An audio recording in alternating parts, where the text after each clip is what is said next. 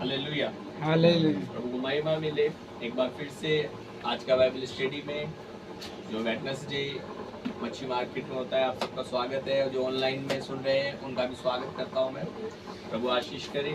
और पिछला हफ्ता मैं इधर नहीं था, इसलिए हम इस क्लास को नहीं ले पाए। प्रभु को धन्यवाद करते हैं। तो थोड़ा सा रिन्यू करेंगे हम लोग। और हमारा जो टॉपिक था, अभी कोई बताएगा किस टॉपिक पे सीख रहे हैं हम लोग? आत्मिक युद्ध।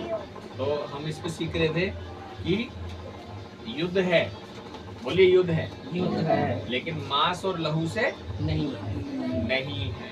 हमारा जो युद्ध है किसी मनुष्य से नहीं है। इफिसियो में लिखा है ना, इफिसियो उसका 6:12 में कि हमारा जो मन युद्ध है वो मांस और लहू से नहीं पर आत्मिक सेना से है, जो बादलों में जुम्बिश करती है। तो हम ये नहीं कह सकते कि युद्ध नहीं है। युद्ध तो है, लेकिन किन से है? आत्मिक सेना से, किसी मनुष्य से नहीं है। कोई मनुष्य के कारण हमारे काम खराब नहीं हो रहे।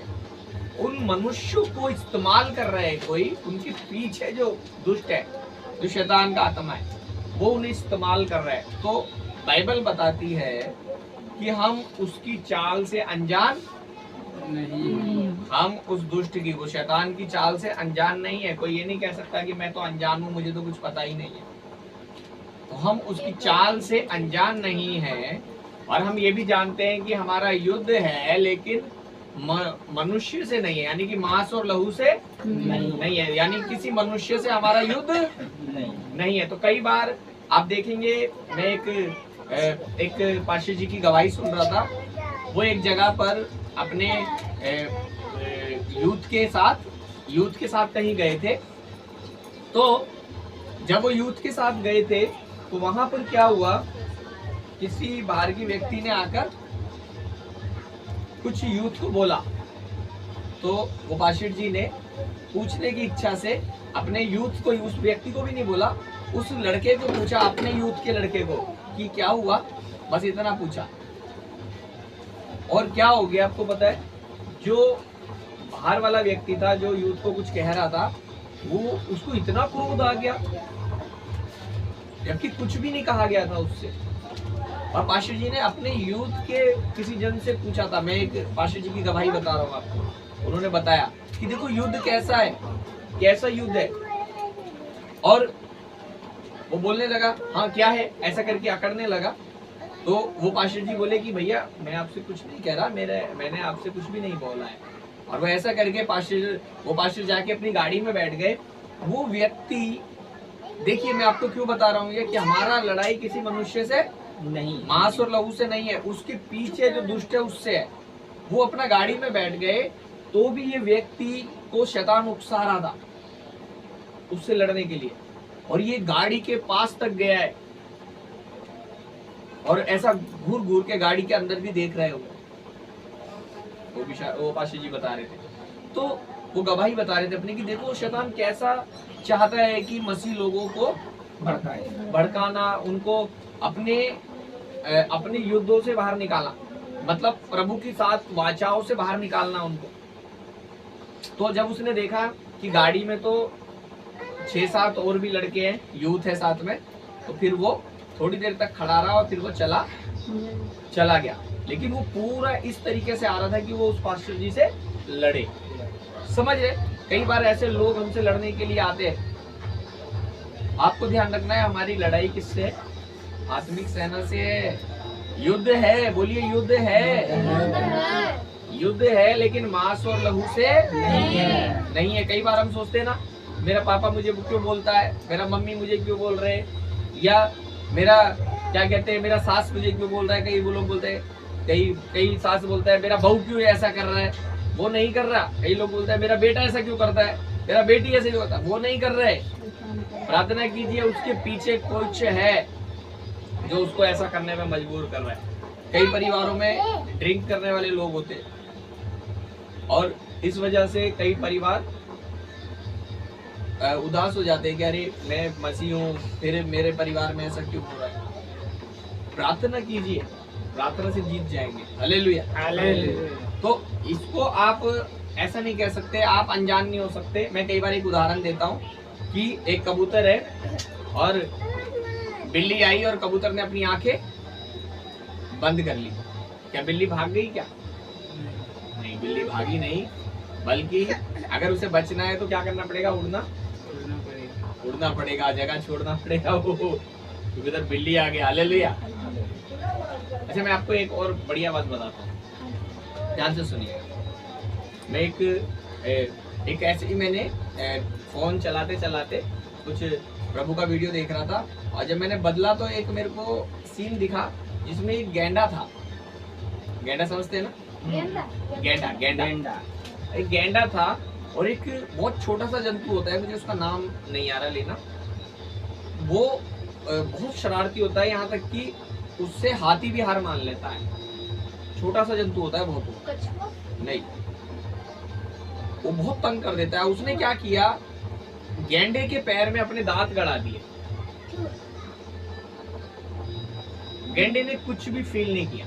ऐसा नहीं कि उसको दर्द नहीं हो रहा था, उसको दर्द हो रहा था, लेकिन उसने फील नहीं किया गैंडे ने।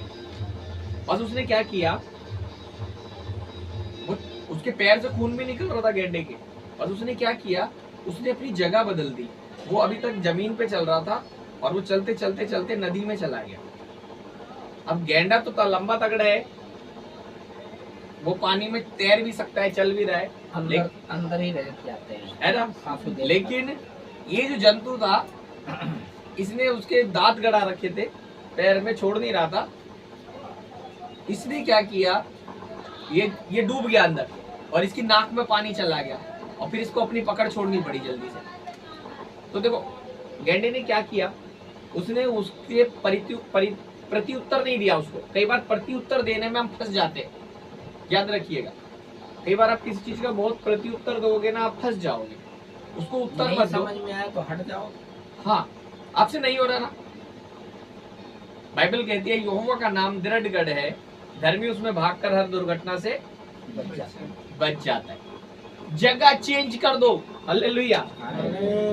और उसने क्या किया, पानी के अंदर चला गया, और थोड़ी देर में वो छोटा जंतु जो था उसके पैर में चिपट रहा था, जो उसकी नाक में पानी घुसने के कारण उसने अपनी पकड़ छोड़ दी। गैंडे ने कितना समझदारी वाला काम किया। कई ऐसे युद्ध है, ध्यान रखना मेरे बच्चे लोग, और सुनने वाले भी मेरे भाई बहन ध्यान से सुनना। कई ऐसे युद्ध हैं जो आप नहीं लड़ पा रहे, वो पवित्र आत्मा मेरे से कह रहे हैं, उसमें मैं भी शामिल हूँ। हम नहीं लड़ पा रहे, इसका मतलब ये नहीं है कि हम कभी जीत नहीं पाएंगे उससे, ऐसा नहीं है। परमेश्वर हमें तैयार कर रहे हैं। आप इतना कर सकते कि आप परमेश्वर पे भरोसा कर सकते हो उस जगह पर कि प्रभु मैं नहीं कर पाया, लेकिन आप मुझे इस चीज के लिए तैयार कर रहे हैं। हालेलुया। याद रखिएगा, परमेश्वर विश्वास योग्य है। एक दूसरे को बोलिए, परमेश्वर विश्वास योग्य है। मैं आपको क्यों बता रहा हूँ ये, कई बार बहुत सारे लोग, मैं आपको बता रहा हूँ, कई चीजों में गिर जाते हैं। जैसे लालच हो गया, चोरी हो गई, व्यभिचार हो गया, ऐसी चीजों में गिर जाते हैं, और क्या करते हैं, आगे परमेश्वर के साथ चलना ही छोड़ देते हैं। चलना नहीं छोड़िए, थोड़ा जगह चेंज कीजिए। कई बार आप किसी चीज से जितना लड़ रहे होंगे उतना वो हैवी हो जाती है। मैंने अपने जीवन में देखा है कि किसी चीज में अगर मैं गिर गया और मैं जितना उससे लड़ रहा हूँ वो उतना मेरे पे हैवी होने लगी, तब मैं बोला प्रभु इधर मैं निर्बल हूँ, और मैं प्रभु के पास चला गया। जैसा था वैसे ही चला गया। जैसे एक बच्चा, अगर इसे नहला धुला के मम्मी ने भेजा और ये बाहर खेलने गया, गिर गया, तो क्या ये नहा के बाहर वापस आएगा मम्मी के पास? ये गिर गया ना, वापस आएगा, ऐसे ही आ गया। वचन में लिखा है तुम जैसे हो वैसे ही परमेश्वर के पास चले जाओ, छुपाओ मत उससे, जैसा है वैसा जा, और बोल प्रभु मुझसे ये नहीं हुआ, मैं इधर गिर गया, मुझसे ये पाप हो गया, मुझसे ये बुराई हो गई, ऐसा करके उधर बताना, और आपके आत्मिक युद्धों को आप जीत जाएंगे। यीशु में हम जयवंत हैं। याद रखिए, अगर आप 100 बार भी गिर गए तो 101 भी बार यीशु आपको जिताएगा। जो हमारी साइड है वो जीता हुआ है, जो हमारे लिए लड़ रहा है वो जीता हुआ है। तो आप युद्ध छोड़े नहीं, आप जैसे हैं वैसे ही प्रभु के पास जाए। तो हमारा जो लड़ाई है, इस बात से आप समझ पा रहे हैं, हमारी जो लड़ाई क्या है, मनुष्य से नहीं है, और आत्मिक सेना से है, जो कई बार नजर नहीं आएगी, लेकिन ये इसको भूले नहीं कि लड़ाई है। ठीक है, तो हमने उधर बातचीत की थी कि कई बार हमारे ऊपर हमले हो सकते हैं। 3 से 4 बातें मैंने उसमें आपको बताया था, बताइए किसी को याद है तो। हाँ, हमारा जो युद्ध हो रहा है वो कहाँ पर हो रहा है? हमारा शरीर से नहीं है, मांस लहू से नहीं है, तो किधर है हमारा युद्ध? कहाँ से हमला हो सकता है हमारे ऊपर? ठीक है, सुनिए, मैंने लिखवाया था, लिखा नहीं शायद, लिख लीजिए अब। पहला, हमारे ऊपर शरीर में हमला हो सकता है, शरीर में भी हमला हो सकता है। जैसे मैंने बताया, कोई लड़ने आ सकता है आपसे, बेफालतू में आपको पीछे पड़ सकता है, बचिए उस जगह पर। और एक हमला शरीर में और भी होता है, याद रखिएगा, हमारा शरीर आत्मा के विरुद्ध में है और आत्मा शरीर के विरुद्ध में। तो ये शरीर पाप करने के लिए बोलता है, आत्मा शुद्ध रहने के लिए, पवित्र रहने के लिए बोलती है। इसलिए एक जगह लिखा है, यीशु ने बोला, आत्मा तो तैयार है पर शरीर निर्बल है। आत्मा तैयार है पर शरीर निर्बल है। हालेलुया। तो पहला हो गया, शरीर में भी युद्ध हो सकता है, शरीर में भी हमला आ सकता है। दूसरा, हमारी आत्मा में भी हमला हो सकता है, आत्मा पे भी हमला हो सकता है।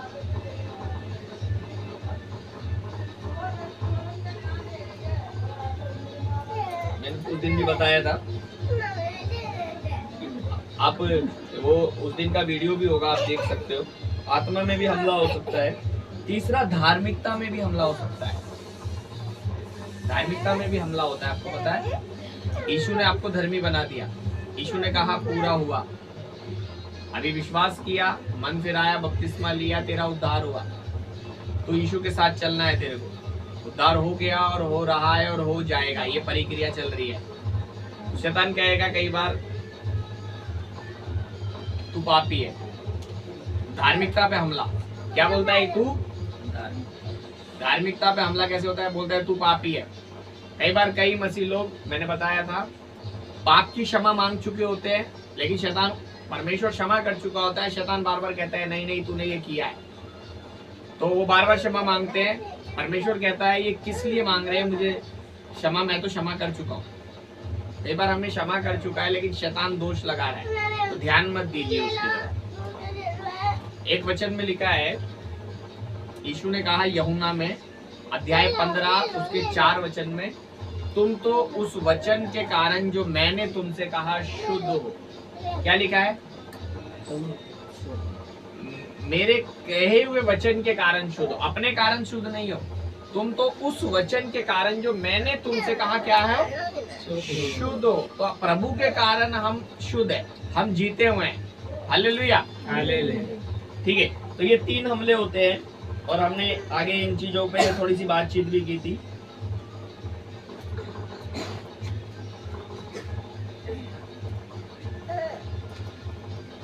तो मैंने बताया था, दो आत्माओं में लड़ाई हो रही है, परमेश्वर का आत्मा और शैतान का आत्मा में लड़ाई है, और हम इसके बीच में हैं, और हमें विश्वास योग्य बने रहना है अपने प्रभु के साथ। ये हमेशा याद रखना है कि युद्ध है, आप युद्ध के अंदर हो, लेकिन युद्ध जिससे लड़ रहे हैं वो नजर नहीं आता है, लेकिन वो है, लेकिन उससे कहीं ताकतवर वो आपके अंदर है, ये भी याद रखना है। वो यीशु है जो इस पृथ्वी पर है, उससे कहीं बड़ा हमारे अंदर है।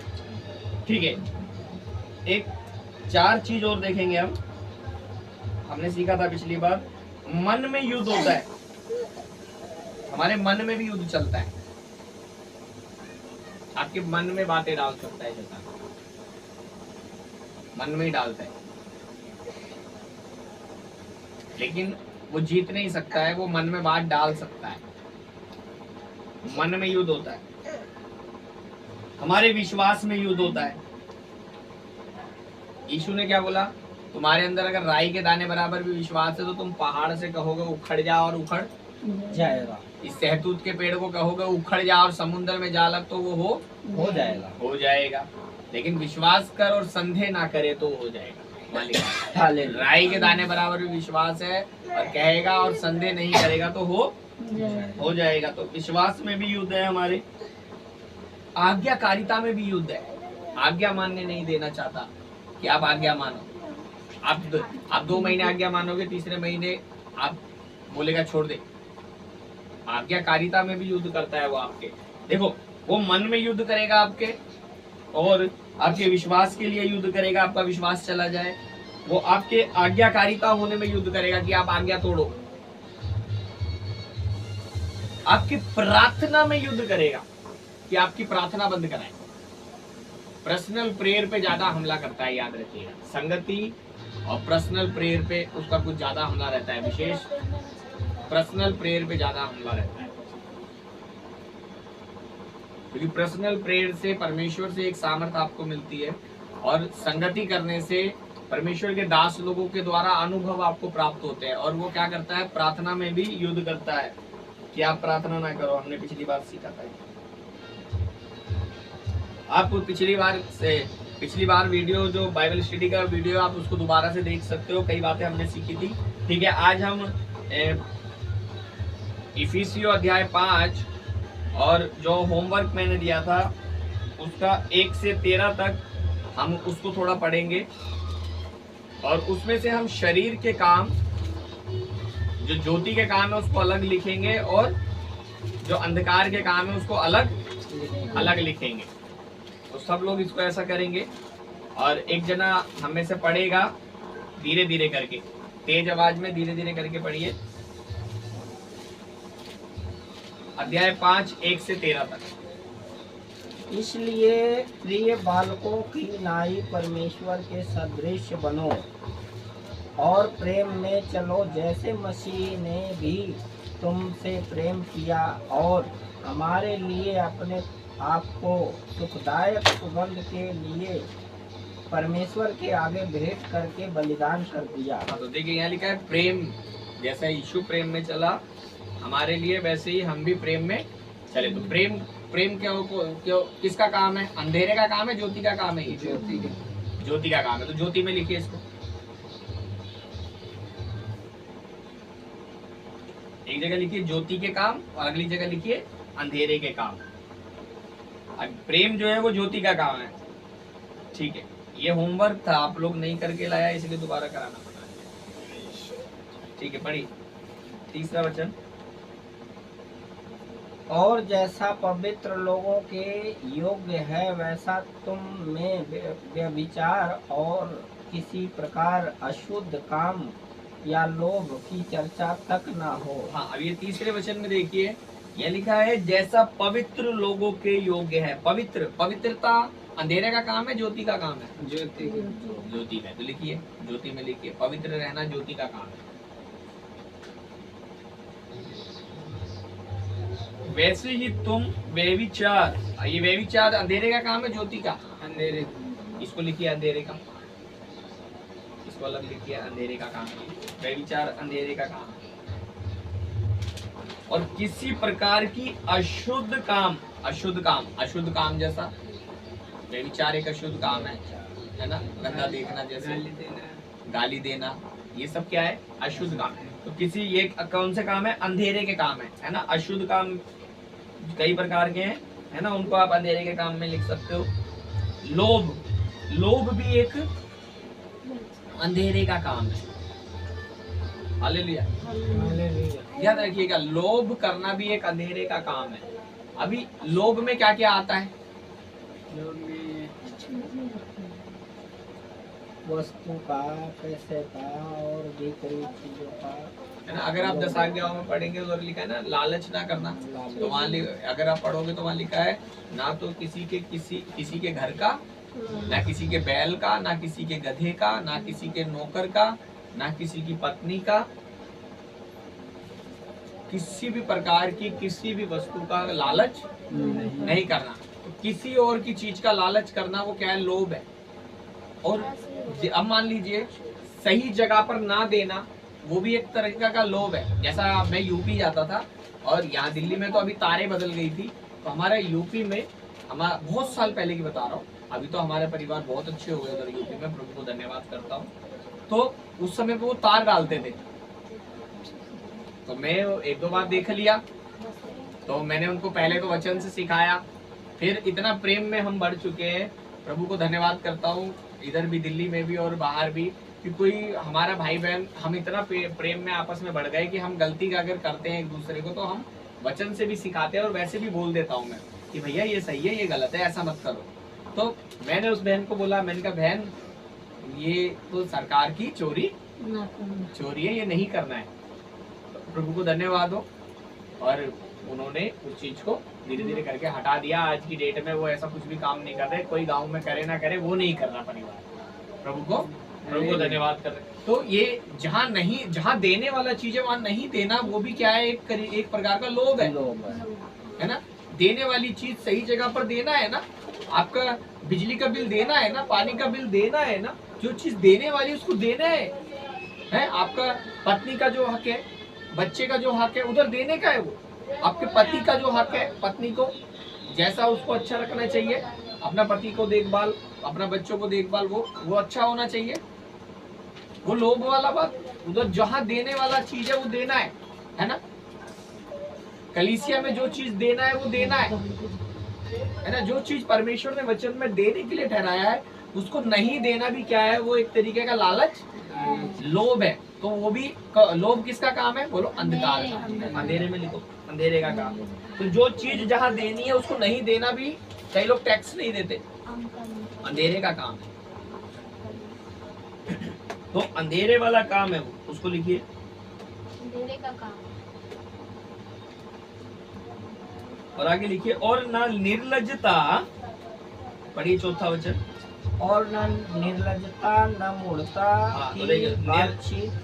निर्लज्जता अब देखा होगा, कई बार मैंने बहनों में ज्यादा सुना है, कई भाई भी करते हैं, लेकिन मैंने बहनों में ज्यादा सुना है, गंदी बातें बोलना है आपस में। औरत गंदी बात बोल देते कई बार, कई बुजुर्ग औरतें इतनी गंदी बोल देती है एक दूसरे को, और फिर हंस देती है, हा, हा, हा, हा। गंदा बात बोला, निर्लज्जता, निर्लज्ज होना, गंदा बोलना। अंकल अंधेरा में आएगा, अंधेरे में आएगा बेटा, गंदा बोलना। मजाक में कई लोग पाप करते ना, मजाक में बोलते, मजाक किया था, गंदा बोलना, मजाक में गंदा बोलना भी पाप ही है। कई लड़का लोग भी करते है ना। निर्लज्जता, मूढ़ता, मूढ़ता किसका काम है, और उजाले का काम है, अंधेरा। मैंने बताया ना, पवित्र आत्मा आएगा तो सबसे पहला पवित्र आत्मा के पास वरदान है ना, परमेश्वर का आत्मा, बुद्धि का आत्मा, समझ का आत्मा, ज्ञान का आत्मा, युक्ति का आत्मा, पराक्रम का आत्मा है। 5 वरदान है, बुद्धि पहला है उसमें। तो मूढ़ता ये भी एक अंधेरे का काम है। मूढ़ता की बातचीत की, न ठट्ठे की। हाँ देखो, मूढ़ता की बातचीत भी करना गलत है। मूढ़ता मतलब आप बोल सकते हो, अरे वो मूढ़ता वाली बात कर रहे हैं। परमेश्वर का वचन तोड़ना भी बहुत बड़ी मूढ़ता है। प्रभु का वचन जो कह रहा है उसे नहीं करना भी मूढ़ता है। कई लोग मूढ़ता वाली बात करते हैं। हाँ, एक दिन में एक से बोला, भाई तू ये वचन क्यों नहीं मानता है, ये परमेश्वर के वचन में लिखा है। तो बोलता है मेरा ना सरकारी नौकरी लग जाए ना, तब मैं, अरे ये कैसी मूढ़ता वाली बात कर रहे हैं। ये वचन मानने से सरकारी नौकरी का क्या मतलब है, समझ पा रहे। मूढ़ता की बहुत सारी बातें। ठट्टा कौन सा काम है, ज्योति का काम है ठट्टा करना। कोई बेचारा चोट लग गया किसी को, उसका मजाक उड़ाना है, अंधेरे का काम है। ठट्ठे की, क्योंकि ये बात सोती नहीं, वरन धन्यवाद ही सुना जाए। हाँ, तो ये बात शोभा नहीं देती, परमेश्वर कह रहा है। हम मसीह लोगों को ऐसी बातें जो हम पहले करते थे ना, वो अभी शोभा नहीं देती, वरन क्या करा जाए, धन्यवाद ही सुना जाए। अब धन्यवाद काय का काम है, ज्योति का। लिखो जल्दी लिखो। देखो कितना अच्छा था ये, आप अकेले में और बैठ के पढ़ते बहुत अच्छा हो जाता। 5वां वचन, क्योंकि तुम यह जानते हो कि किसी व्यभिचारी या अशुद्ध जन या लोभी मनुष्य की जो मूरत पूजने वाले के बराबर है, मसीह और परमेश्वर के राज्य में निराश नहीं। अब देखिए कई लोग बोलते हैं हम मूर्ति पूजा नहीं करते, लेकिन बाइबल क्या कह रही है? मूर्ति पूजा भी अंधेरे का काम है, लिखिए। लेकिन अभी कई लोग बोलते हैं हमारे घर में तो मूर्ति नहीं है भैया, हम मूर्ति पूजा नहीं करते। लेकिन देखिए यहाँ क्या लिखा है, क्योंकि तुम ये जानते हो कि किसी व्यभिचारी व अशुद्ध जन या लोभी मनुष्य की जो मूर्ति पूजा के बराबर है। देखो ये सारे काम मूर्ति पूजा के बराबर है। आप मूर्ति घर में नहीं रखते, लेकिन अगर आप व्यभिचार करते हो तो आप वो भी मूर्ति पूजा के बराबर है। यदि आप अशुद्ध काम करते हो या लोभी हो, सही देने वाला जगह पे नहीं देते, ये सब मूर्ति पूजा के बराबर है ये सारे काम। तो मूर्ति पूजा भी एक तरीके का क्या है? अंधेरे का है ना। वो मनुष्य की बनाई हुई चीज को पूज रहा है ना। कोई तुम्हें व्यर्थ बातों से धोखा न दे। वहां से पढ़ो भाई। मसीह और परमेश्वर के राज्य में, मसीह और परमेश्वर के राज्य में निराश नहीं। हाँ, तो ऐसे लोगों की परमेश्वर के राज्य में नहीं जाएंगे, स्वर्ग नहीं जाएंगे। कोई तुम्हें व्यर्थ बातों से धोखा न दे, क्योंकि इन ही कामों के कारण परमेश्वर का क्रोध आज्ञा न मानने वालों पर भड़कता है। अब मैं आज एक वचन सीख रहा था, प्रकाशित वाक्य से, कलीसिया है वहाँ पर, जिसके विषय में लिखा है कि वो ऐसी जगह पे बनी थी जहाँ शैतान का गढ़ था। अब वो शैतान का गढ़ था और उस जगह पर क्या हुआ, एक परमेश्वर का दास जो बहुत पवित्रताई में और बहुत ईमानदारी से प्रभु के साथ चलता था, उसको रोमी सरकार ने, उस समय की सरकार ने क्या किया, पकड़ा और उसको मार दिया। और नॉर्मल तरीके से नहीं मारा, वहां खुल के नहीं लिखा हुआ, लेकिन असलियत में पहले ऐसी ही सजाएं होती थी। और जहां तक अंदाजा है उसको कैसे मारा गया, एक पीतल का बैल बनाया होता था उन लोगों ने उस समय पर, अंदर से वो खाली होता था और उसका ढक्कन होता था, उसको पेट खोल सकते थे और जिसको सजा देनी होती थी उसके अंदर डाल देते थे और उसको बंद कर देते थे और नीचे से आग लगा देते थे जब तक वो मर नहीं जाता। तो उस परमेश्वर के दास को इतनी बुरी तरह मृत्यु हुई थी। प्रकाशित वाक्य में यीशु ने कहा, उसके लिए जिक्र किया उसने। तो उसे देखकर उस समय की जो कलीसिया थी वो घबरा गए, कुछ डर गए वो लोग, और उन्होंने कहा कि हम ऐसी जगह पर हैं जहां पर शैतान का राज्य है, उसका सिंहासन है एक तरीके से। अब लोग भी हमारे दुश्मन है, ठीक है, ध्यान से सुनना, लोग भी उनके दुश्मन थे। मैंने कहा शरीर पे भी हमला होता है। तो उस समय पे वहां का जो राजा था ना, उसको मान्यता थी कि वो किसी को भी प्राण दंड दे सकता था, किसी को भी, उसको अथॉरिटी थी कि वो बोलेगा इसको मारो तो मर जाएगा, मारना पड़ेगा उसको। और वहां पर रूल था कि राजा की पूजा होगी उस देश में।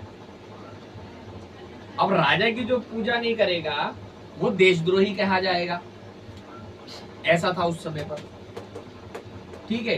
दूसरा, उधर व्यापारी लोग थे बहुत सारे, ध्यान से सुनिए, व्यापारी लोग थे और वो अलग अलग तरीके की मूर्तियों की पूजा करते थे, सांप की और अलग अलग तरीके की वो मूर्तियां बनाते थे। इससे उनका व्यापार चलता था। और जो लोग उस व्यापार में हाथ नहीं डालते थे, मतलब मूर्ति की पूजा नहीं करेंगे, तो उन्हें भी विरोधी समझा जाता था। समझ पा रहे? एक दूसरे को पकड़वा देते थे, उन्हें भी विरोधी समझा जाता था। अब जब बोला गया, अभी देखिए क्या क्या हो गया। पहला, राजा क्या कह रहा है, ध्यान से सुनिए। राजा बोल रहे हैं मेरे को पूजो, नहीं तो देशद्रोही हो तुम। फिर वहां के जो बड़े अधिकारी हैं, जो अमीर लोग हैं, वो बोलते हैं अलग अलग प्रकार की मूर्तियां हम बेचते हैं, इसको मानना पड़ेगा तुम्हें, नहीं तो तुम हमारे से अलग हो जाओ, तुम हमारे मेल के नहीं हो। ऐसे में भी कई लोग दुख उठा रहे थे। लेकिन उस समय के ज्यादातर लोग क्या होने लगे, उन्होंने कॉम्प्रोमाइज कर लिया। बोलो कॉम्प्रोमाइज कर लिया। कॉम्प्रोमाइज समझते? उन्होंने कहा जब सब तो हमारे विरोधी हैं, ऊपर से शैतान के हाथ में हम इस समय, तो उन्होंने क्या किया, कह रहे कम से कम हम अपनी कलीसिया के जो लोग हैं हम आपस में कॉम्प्रोमाइज कर लेते हैं। मान लो 200 लोग हैं कलीसिया में उस समय, उदाहरण दे रहा हूँ खाली, अब मुझे पता नहीं है उस समय कितने लोग थे उस कलीसिया में, मान लो 200 लोग हैं, तो जब ये क्या कह रहे हैं, हम ऐसा जीवन जी सकते हैं कि हम कॉम्प्रोमाइज कर लेते हैं कि एक दूसरे के पाप को हम पाप नहीं बोलेंगे।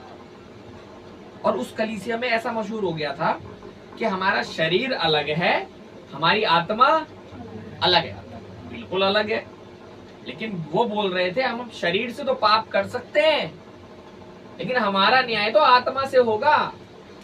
ये उन्होंने अपनी धारणा बना ली कॉम्प्रोमाइज करने की, मतलब जो बचने की, मतलब चोरी करने को शरीर से किया है जी, आत्मा से मैं नहीं करना चाहता था। समझ पा रहे हो? व्यभिचार शरीर से किया है जी, आत्मा से नहीं करना चाहता था। लोभ शरीर से हुआ है जी, नहीं तो बिजली का बिल तो मैं देना चाहता था। समझ पा रहे?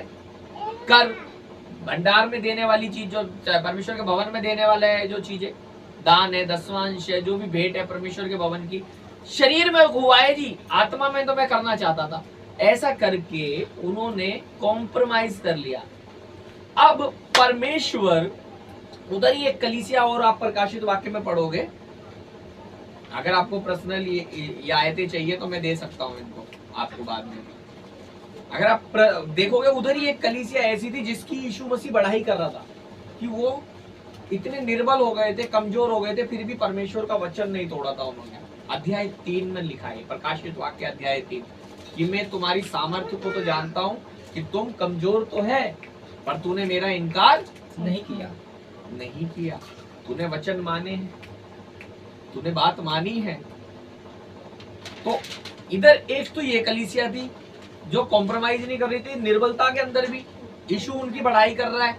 उधर एक कलीसिया ऐसी है जो क्या कह रही है, शरीर में तो हो गया है जी, आत्मा में नहीं कर रहा था। जबकि वचन बताता है जो आप शरीर में कर रहे हो वो आपका आत्मा में न्याय होगा। वचन कहता है जो जो तुम बोलते हो तुम्हारे शब्दों का न्याय होगा। तो अब आत्मा से थोड़ी बोलते हो, शरीर से बोलते हो। अब उन्होंने धारणा बना ली थी आत्मा में हम पाप नहीं कर रहे, हम शरीर में कर रहे हैं। अब वहां पर एक रीति निकली, आज भी आप देखते हो, इस रीति से तो हम लोग भी लड़ते हैं, आप और हम भी। उधर के लोग क्या करते थे, ये जो मूर्तियों को बनाने वाले थे, ये बार बार भोज दिया करते थे, और राजा भोज दिया करता था बार बार। अब उस भोज में इन्हें जाना पड़ता था, नहीं तो वो रूल निकाल देते थे, भैया ये हमारे साथ नहीं है, इनके नाम डालो, इनको या तो देश से निकालेंगे या इनको मार देंगे, ऐसा करके।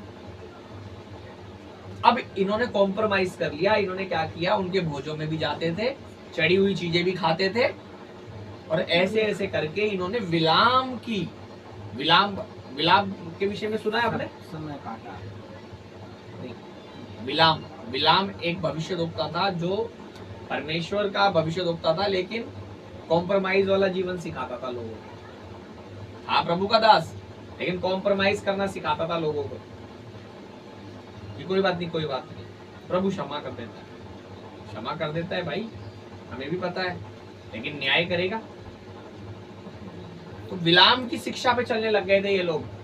शायद आपने ध्यान नहीं होगा आपको, शायद विलाम जिसका गधी बोलने लगा था, है? जिसको परमेश्वर ने इजराइल को आशीष दी थी, और जो उस समय का राजा था बलाक। अगर आपको पढ़ना है तो गिनती और अध्याय 6 में आप पढ़ सकते हो उसको। बलाक बोलता है कि आके मेरे लिए इजराइल को क्या कर, श्राप दे। और परमेश्वर ने इसको ये पूछता है परमेश्वर क्या जाऊं, परमेश्वर ने बोला नहीं जाना, लेकिन पैसे के लालच में ये गया। दोबारा पूछा परमेश्वर को, जब इन्हें दोबारा पूछा परमेश्वर ने कहा जा, और इसको मारने के लिए स्वर्गदूत आया, और उस समय पर इसकी गधी को परमेश्वर ने गधी का मुंह खोल दिया, और गधी बोलने लगी थी इसकी। तो इसकी शिक्षा पर वो कलीसिया चलने लगी। अब परमेश्वर बोल रहा था, इसलिए यीशु ने बोला कि तुमने जो ये कर दिया, अब तुम दिख तो अमीर रहे हो, दिख वो अमीर रहे थे, उनका रहन सहन बहुत अच्छा हो गया था, क्योंकि कॉम्प्रोमाइज वाला जीवन जी लिया, चढ़ा हुआ खा रहे, सब चीजें ये करने लगे, गलत काम करने लग गए। वहां पर कैसा नगर था आपको पता है? चोटी पर वो नगर था, सबसे ऊपर क्या कहते हैं, राजा लोग रहते थे, जो अमीर लोग होते थे वो ऊपर रहते थे। उसके नीचे मैदान था जहां पर जवान लोग तलवारबाजी ये सब सीखते थे। और उस सबसे नीचे एक बाल देवता का मंदिर बना हुआ था जहां ये सब चीजें बिकती थी, और उधर शैतान का राज्य था भाई। और इन्होंने इसलिए वहां कॉम्प्रोमाइज कर लिया। कई बार हम कॉम्प्रोमाइज कर लेते हैं, मैं आपसे बोल रहा हूँ कॉम्प्रोमाइज नहीं करना। इनके उस समय के जो प्रभु के दास लोग थे उन्होंने भी कॉम्प्रोमाइज कर लिया था। जैसे हमने देखा तार डाली है तो हमने क्या बोला, बहन ये नहीं, भाई ये नहीं, ये गलत है, ये नहीं करना, ये करना है और ये नहीं करना। लेकिन उन्होंने क्या किया, कॉम्प्रोमाइज कर लिया। कोई बात नहीं, सब तो हमारे पीछे पड़े, कम से कम खुद तो बन के रहे हम। लेकिन बाइबल बोलती है कि ऐसा नहीं करना। आज भी कई बहुत सारे लोग कहते हैं हम किसी के न्यायी थोड़ी है जो हम उसको डांटे, लेकिन बाइबल कहती है अगर तू अपने भाई को गलत करते देखे और नहीं डांटेगा तो उसका पाप तेरे तक आएगा, उसके पाप की सजा तेरे तक भी आएगी। इसलिए अगर तेरा भाई गलत कर रहा है तो उसको डांट दे, उसको रोक दे, ये मत कर। तो उस समय के पास्टर लोगों ने भी क्या कर लिया, कलीसिया तो बहुत बड़ी दिख रही थी लेकिन कॉम्प्रोमाइज कर लिया था। और यीशु कह रहा था कि तुम कहते हो मैं धनी हूं लेकिन तुम क्या हो, कंगाल हो, तुम नंगे हो, तुम अंधे हो। और यीशु उनसे ऐसे कह रहा था उस कलीसिया से, और मुझसे मांगो और मैं तुम्हें ताया हुआ सोना दूंगा ताकि तुम धनी हो जाओ, और मैं तुम्हारी आंखों में लगाने के लिए सुरमा दूंगा ताकि तुम देखने लगो, और मैं तुम्हें श्वेत वस्त्र दूंगा ताकि तुम अपने नंगेपन को ढाक लो। देखो कॉम्प्रोमाइज वाला जीवन अंधे और नंगे और कंगाल वाला जीवन है।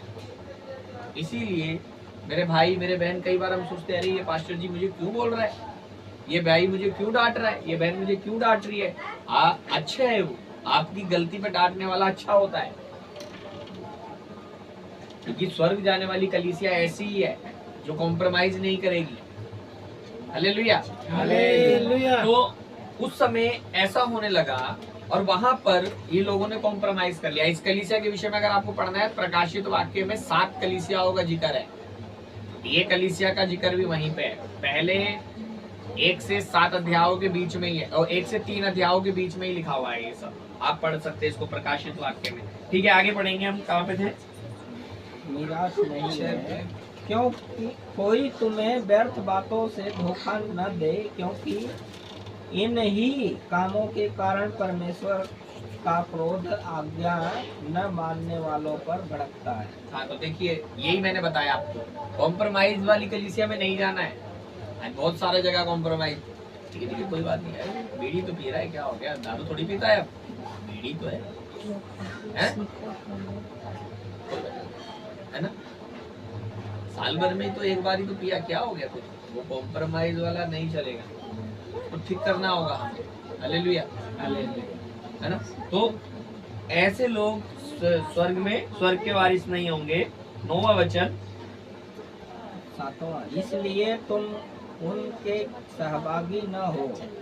हाँ, तो ऐसे लोगों के आप सहभागी नहीं होना, कॉम्प्रोमाइज मत कर लेना उनके साथ। चलो कोई बात नहीं, आज हम भी तुम्हारे साथ है, हम भी चल रहे हैं आज चढ़ावा खाने के लिए। हाँ, प्रभु को धन्यवाद करता हूँ, हमारी कलीसिया को प्रभु मजबूत करता जा रहा है। और हम देखते हैं कि अपने आप मना करने वाले लोग हैं हमारी कलीसिया में, अब जो बोलते हैं कि ये हमारे लिए सही है और ये गलत है। तो मेरा भाई, छोड़ने वाली चीज को छोड़ देना और सही करने वाली चीज को सही कर लेना। हम स्वर्ग के राज्य के लिए जा रहे हैं। बाइबल कहती है छोटे झुंड मत डर, क्योंकि परमेश्वर को भाया है कि तुझे राज्य दे। क्योंकि तुम तो पहले अंधकार थे, परंतु अब प्रभु में ज्योति हो। हाँ, तो पहले अंधकार थे, अंधेरे में थे, जानते नहीं थे, ये सब काम करते थे। लेकिन अब हम क्या हैं? अब हम ज्योति में हैं। सो ज्योति की संतान की नाई चलो। हाँ, तो ज्योति की संतान की नाई चलना है। अभी ज्योति की संतान हो गए ना, हमने बोला था ना। हाँ, सब बोलिए मेरे साथ, मैं परमेश्वर की संतान हूँ, मैं ज्योति में हूँ, मैं ज्योति में हूँ। मैं ज्योति की संतान हूँ। मैं ज्योति की संतान। मैं ज्योति में चलूंगा। मैं ज्योति में चलूंगा। आमीन। तो हम ज्योति हैं, याद रखिएगा। यीशु ने भी कहा तुम जगत की ज्योति हो, तुम पृथ्वी का नमक हो, है ना। तो आज भी मैं पढ़ रहा था लूका में, अगर नमक का स्वाद बिगड़ जाए तो वो किस वस्तु से नमकीन डाला है ना, तो किस वस्तु से नमकीन किया जाएगा। वो तो इसका रह गया कि उसको फेंक देंगे और पैर, हाँ, तो पैरों में कुचलने के लिए छोड़ दिया जाएगा उसको। नमक को तो और किसी चीज से सही नहीं कर सकता, पैरों में रोंदा जाएगा। तो हमें नमक का है प्रभु ने। सारी सब्जी बनाने के बाद भी नमक ना डालो, खा नहीं पाओगे। कुछ मत डालो, नमक डालो, खा लोगे। हालेलुया। 9वां वचन, क्योंकि ज्योति का फल सब प्रकार की भलाई और हाँ, भलाई क्या है? अंधेरे का काम है, उजाले का। उजाले का, है ना। यीशु ने बोला ना मत्ती 25 में, ज्योति मैं भूखा था तुमने मुझे खाने को दिया, मैं प्यासा था तुमने मुझे पानी पिलाया, मैं नंगा था तुमने मुझे वस्त्र दिए। भलाई करना क्या है? ज्योति का काम। ज्योति का काम है। लिखो लिखो, भलाई करना ज्योति का काम है ना। मैं बीमार था तुम मुझसे मिलने आए, मैं बंदी गृह में था तुम मुझे छुड़ाने आए हैं, मेरे से मिलने के लिए आए। और धार्मिकता और सत्य है। हाँ, धार्मिकता कैसा काम है? धर्मी बने रहना कैसा काम है? ज्योति ज्योति में लिखिए। और सत्य बोलना, सच बोलना कैसा है? ज्योति का। ज्योति का काम है। धार्मिकता, धर्मी बने रहना ज्योति का काम है ना। खाली धर्मी एक दिन नहीं रहना, खाली दिन में नहीं रहना, रात में भी धर्मी रहना, कल भी धर्मी रहना, परसों भी धर्मी रहना, हमेशा धर्मी रहना, वो ज्योति का काम है। सच बोलना है। और यह परखो कि प्रभु को क्या भाता है। हाँ, देखिए ये चीज परख लो कि प्रभु को क्या भाता है। चेक करो प्रभु को क्या भाता है ना। आप एक जानवर को देखोगे ना, एक डोगी को देखोगे ना, उसको पता है उसके मालिक कैसा खुश होएगा। बुरा नहीं मानना, मैंने एक उदाहरण के तौर पे बता रहा हूँ। सोचिए हमें भी पता होना चाहिए हमारा परमेश्वर, हमारा प्रभु, हमारा पिता कैसे खुश होगा। एक अच्छे संतान को पता होता है उसका पिता उससे खुश कैसे होगा। रोने का, अगर आपसे पाप हुआ रोइए। मैं ये नहीं कह रहा कि पाप नहीं होगा, पाप होता है हमसे। रोइए, उपवास रखिए, प्रार्थना कीजिए, उपवास से टूटिए। जैसा एक शरीर को मजबूत करने के लिए एक्सरसाइज करते हैं ना, ऐसे ही घुटने टेक कर प्रार्थना कीजिए। प्रार्थना में चल चल के प्रार्थना कीजिए, लेट के मत कीजिए। कई चीजों के लिए चलिए, चलकर प्रार्थना कीजिए, घुटने टेक के प्रार्थना कीजिए। जैसा एक पहलवान शरीर बनाने के लिए पसीना भी निकालता है ना, ऐसे ही पाप को निकालने के लिए कई बार प्रार्थना का जीवन, उपवास का जीवन जी के पाप को निकाल दीजिए। प्रभु हमें जय देगा। आमीन। आगे, और अंधकार के निष्फल कामों में सहभागी न हो, वरन करे भी नहीं, और कोई कर रहा है तो उसका साथ भी नहीं दे। कई बार कहते हैं ना, मैंने एक स्टोरी बताया था ना आपको, जो रेडियो पे वचन बोलता था लड़का, बताया था ना मैंने। आप पीछे वीडियो देख सकते हैं, अगर आपको कोई भूल जाते हैं तो पीछे वीडियो देख सकते हैं यूट्यूब पे। बाइबल स्टडी में हमने जो सीखा है वो पिछले हफ्ते में है ना। पिछले तो मैं मुंबई था, यहाँ नहीं था, उससे पिछले हफ्ते में वो डाला हुआ है वीडियो, है ना। वो लड़का बदल गया था, लेकिन दोस्ती ना छोड़ने के कारण क्या हो गया था, फिर से पाप में चला। तो पाप को छोड़ देना, ऐसे लोगों को छोड़ देना, करना नहीं।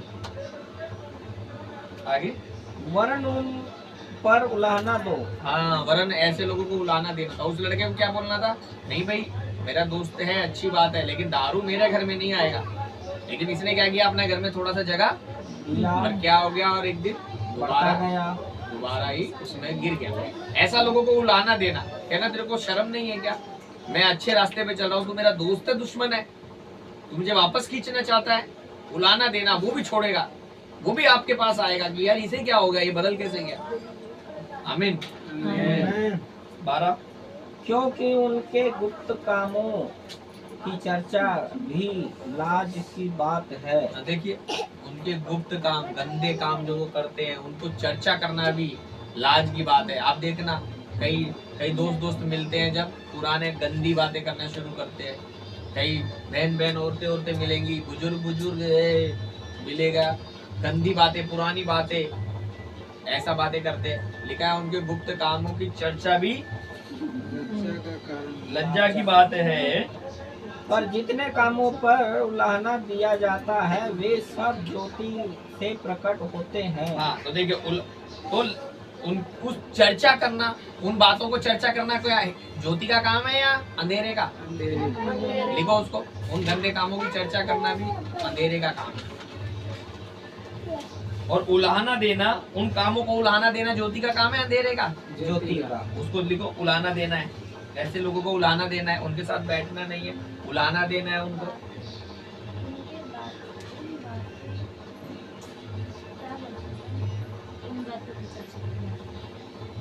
है ना, उनके गुप्त कामों को, गंदे कामों की चर्चा करना भी लिखा है। और जितने कामों पर उलाहना दिया जाता है वे सब ज्योति से प्रकट होते हैं। आगे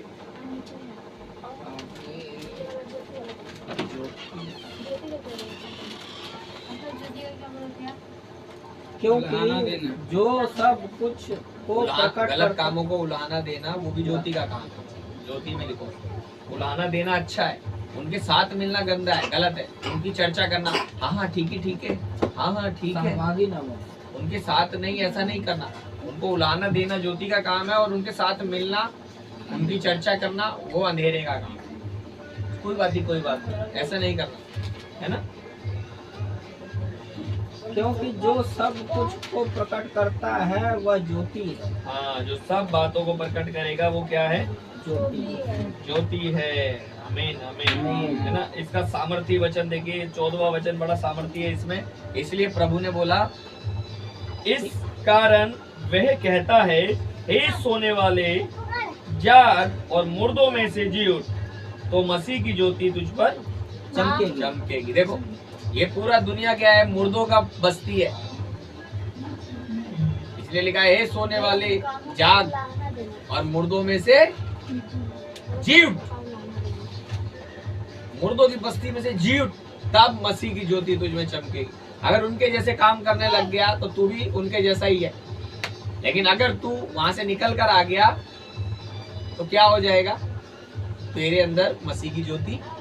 मान लो 10 सहेलियां गंदे काम करती है और तू 11वीं है और तूने भी उसके जैसा ही किया, तो तू क्या है? उनके जैसा मुर्दा है। 10 दोस्त गंदे काम करते थे, तू भी उनके जैसे ही काम कर रहा है, तो तू क्या है? मुर्दा है।